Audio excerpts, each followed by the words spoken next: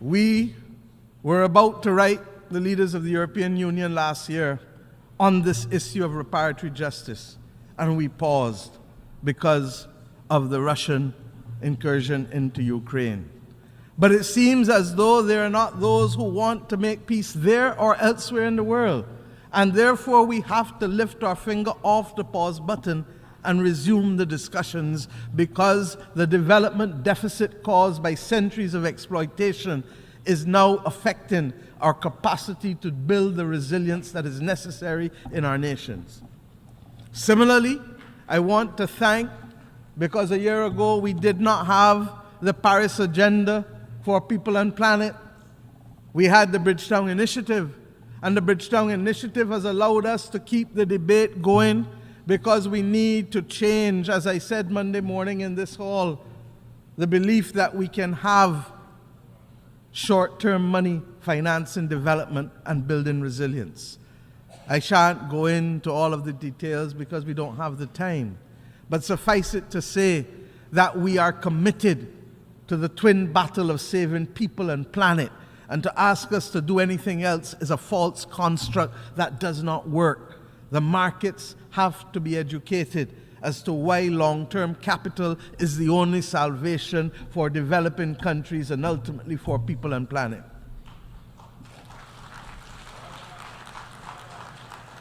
And my friends, year after year we talk about the need for global moral strategic leadership. I shan't go into all of the details, but in my own region, in Africa, in Latin America, in the Pacific, there are too many examples where we fall short. And I speak specifically now first and foremost about Haiti. The world owes Haiti a resolution. It is not a matter of options. The world owes Haiti a resolution. A year ago, we knew that the gas riots had led to serious instability, and 12 months later, we cannot get out of this building and into the support that the people of Haiti need. There is no doubt a need for a legitimacy with respect to the government of Haiti, and therefore a national unity government may well be the only bridge that can carry us to safety. The Caribbean community has appointed 3 former prime ministers as an eminent persons group. And as we heard the Secretary General say in this hall, politics is the art of compromise. Diplomacy is the art of compromise. I say simply to those who act in the name of the people of Haiti, there must be compromise in constituting that government of national unity if we are to provide the bridge, to provide the security, to stop women from being raped, stop people from being killed, stop people from being affected by cholera and other public health diseases. But even when we put in the institutional support that Haiti may need, and I want to thank the governments of Kenya and Rwanda, who from as far back as 12 months ago committed to being able to provide the kind of institutional support and leadership that the Haitian police need. But as they did that commitment, what they have not necessarily accounted for is the continued reduction in the numbers of the police, largely because of persons fleeing to lands of greater opportunity and being facilitated in so doing. This cannot wait much longer. And I hope that those who constitute the members of the Security Council will recognize that they cannot use Haiti as a pawn because they have suffered for too long and by the hands of too many. I return now to the issue of Cuba.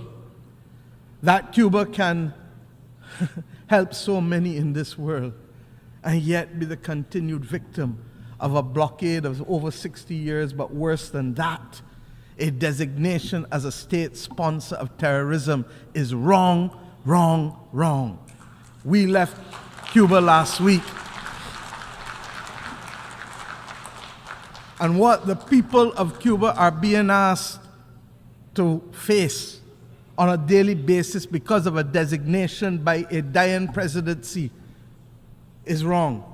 And the voices of the global community, many of whom have been the beneficiaries of Cuban assistance, need to stand united and to be able to say that we cannot fight these battles when we need all hands on deck to save the planet. The artificial division of who is right and who is wrong and who is good and who is bad in the eyes of those who are powerful cannot continue to be the way in which this world functions. And let us go to Venezuela. Oil is likely, oil prices, to go over $100. And those small countries who do not produce oil will be the victims of it, as will be our people, including in large countries like the United States of America. We must bring resolution to these issues. And it is not incapable of resolution. When the United States of America and many countries in Europe determined that they were recognizing President Guaido without there being a presidency for him to assume because he faced no election, the members of the Caribbean community came to this august institution and met with the Secretary General and met with a number of countries. And little by little we saw people apply their hearts to wisdom and to recognize that the Charter of the United Nations did not allow for that kind of unconstitutional conferral of presidency on anyone. I say today that there must be transparency. It cannot be that the Caribbean community that needs a mechanism for stabilization in an energy crisis cannot have access to the concessionary prices that the government and people of Venezuela are prepared to make available to its neighbors to minimize the suffering. How is it possible for Chevron and the European Union to access the oil and gas of Venezuela, but the people of the Caribbean cannot access it at the 35% discount offered by the people of Venezuela? How is it possible that we should have to carry a cost of an additional 4% of GDP in my own country simply because the rules that allow for one do not allow for the other? There must be transparency and there must be moral strategic leadership if we are to build the team to save the planet and to save and attain the SDGs in today's world. My friends, there are many other things that we can discuss. We support the United Nations accepting the responsibility for tax. Why? Because as quickly as the world has been able to find a mechanism for a global minimum corporate tax is as long as it has not found a mechanism to be able to inflate the financing opportunities available to developing countries. It cannot be. We know how to run fast in one set of circumstances when it suits one set of people, but yet we run very slow when it matters to billions of people and their access to life and livelihood.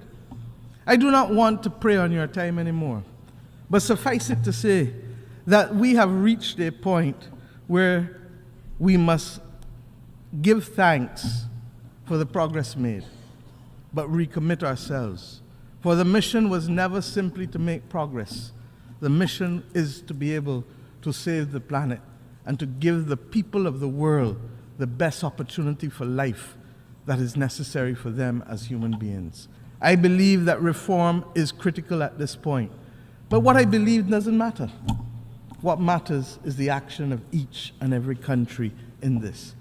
And will we always be in a position of flux? No. There is hope because human beings want to survive.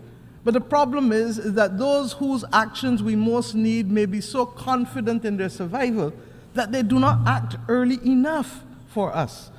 And that is why I say, will we trod the road to be able to get to the gates only to find that we are too late and the gates have closed? It will be open for some, but it will be closed for many. Yeah, of course. Every day we're trying to build a new Africa, piece by piece.